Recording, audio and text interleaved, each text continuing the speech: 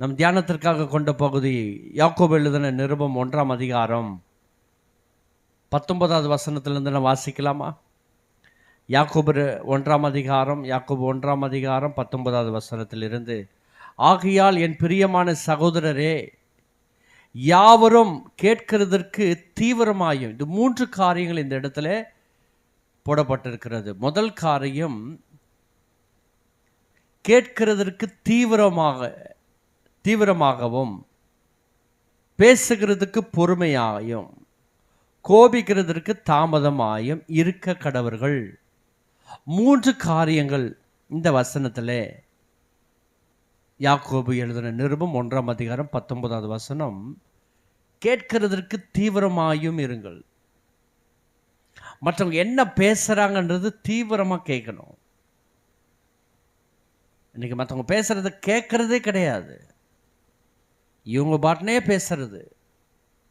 மற்றவங்க என்ன பேச வர்றாங்க முதல்ல தீவிரமாக கேட்கணும். ஆண்டவர் என்ன பேசுகிறாரு தீவிரமாக கேட்கணும். தேவனுடைய மனுஷன் என்ன பேசுகிறாரு தீவிரமாக கேட்கணும்.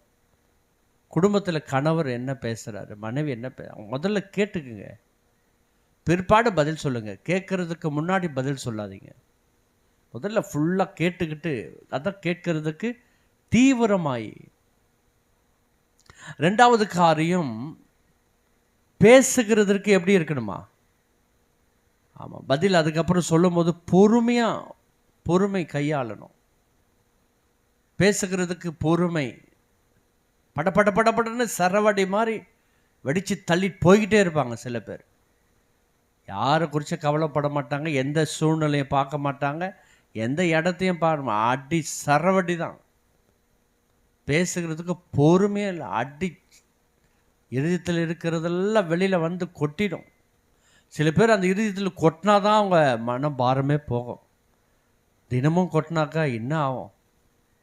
எப்போ பாரு பேசிக்கிட்டே இருக்கிறது, எப்போ பாரு திட்டிக்கிட்டே இருக்கிறது, புலம்பிக்கிட்டே இருக்கிறது. சில குடும்பத்தில் புலம்பிக்கிட்டே இருப்பாங்க பாருங்களேன், அவங்கள அடக்கவே முடியாது. பேசுகிறதுக்கு ரொம்ப பொறுமையாக யோசித்து பேசுங்க, நிதானமாக பேசுங்க. 3வது, கோபிக்கிறதற்கு எப்படி இருக்குமா? தாமதமா. இப்படி இருக்க முடியுமா? வெயிட் கோபமே வெயிட், இப்போ கோபப்படாத. கோபப்படுறதுக்கு வெயிட் பண்ணி கோபம் பட முடியுமா? இல்லை. கோபப்பட்ட உடனே வார்த்தைகள், கோபப்பட்ட உடனே எரிச்சல், கோபப்பட்ட உடனே அந்த நேரம் அந்த சூழ்நிலை பார்க்குறதே கிடையாது. ஆனால் கோபப்படுறதுக்கு தாமதமாக இருக்கணுமா?